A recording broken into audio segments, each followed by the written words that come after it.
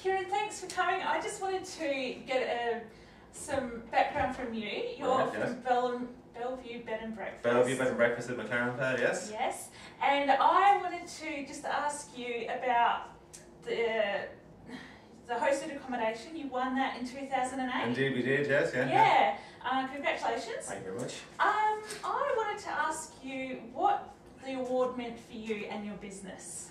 Well, in the first instance, it meant instant recognition from our industry colleagues and peers, which is vitally important for us.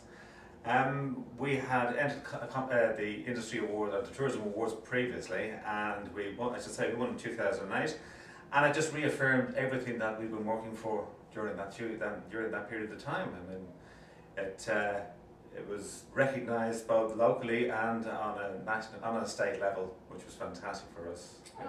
It was it's what we aim for, excellence. Yeah. And Tourism Awards delivers excellence as far as we're concerned. Right, okay.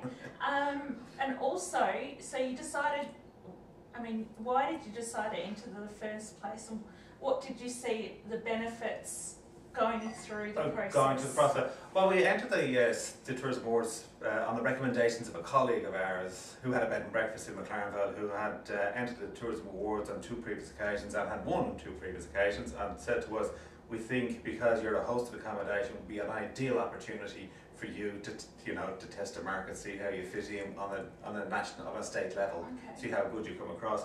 And thankfully we took up Terry's advice. Absolutely. And we put our submission in, and again, as I say, we won on that particular occasion. And as far as the actual submission, what we actually gained from it was a clear understanding of our business, because over the year you're so close to your business that you don't actually stand back and take a good hard look at it.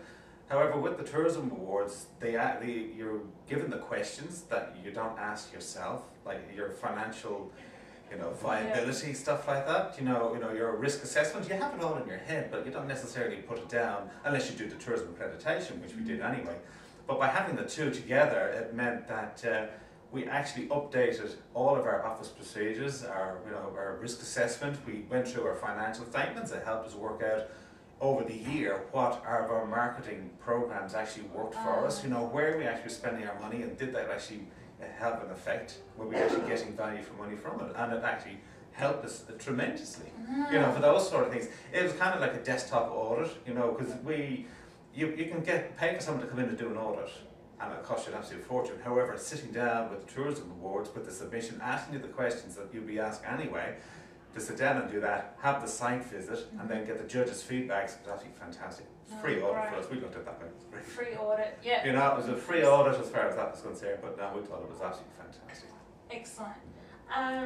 And so, in terms of that, would you encourage others to enter? Oh, most decidedly. Regardless of the result on the night, the actual process of sitting down, going through the questions and doing it is pure beneficial. It has to be a benefit for your business.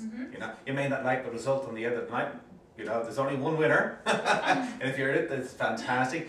If you're not, at least you'll come out with a clear indication of where your business stands at the end of the day. That's what you're after. And you can tie that into your tourism accreditation, because that's part of the process. I mean, it's already, I think it's about 50% of this tourism award is covered by the tourism accreditation program, and that way, you're updating that anyway. You're going to get an audit on tourism accreditation anyway at some stage, so you'll keep your details and facts up to date. It's fantastic. Definitely, highly recommend it. Oh, great. Very good. Okay, just one last question. Do you have any tips for new entrants? Tips: start early. Gather information, get a notebook, keep it down, write down bits and pieces as you do them through the year. Be honest. Be honest in everything you've written down, especially with your finances. Don't try to bump up the figures and make it look good. Be honest with your thing, because you're only fooling yourself ultimately. And avoid motherhood statements at all costs. You have 30 pages in which to write your submission. You break it down to 1.5 pages per answer. Your words, whatever you write down, are vitally important. So you work on the maths first, work out how much each question is worth, break it down to 1.5 pages or whatever happens to be per question, and then you don't have enough time to write grandiose motherhood statements. Just stick to the points, get it down, but make it interesting and personal. Great. Because Okay. it is your business, you know your Yeah. business better than I do, and yet the judge has to feel that when they actually read your submission, that you're passionate about your business. Yeah. Okay, well there's some great tips. I hope they've helped you. And thank you very much, Ciaran. No problems at all. Very good, Annalise. Thank you.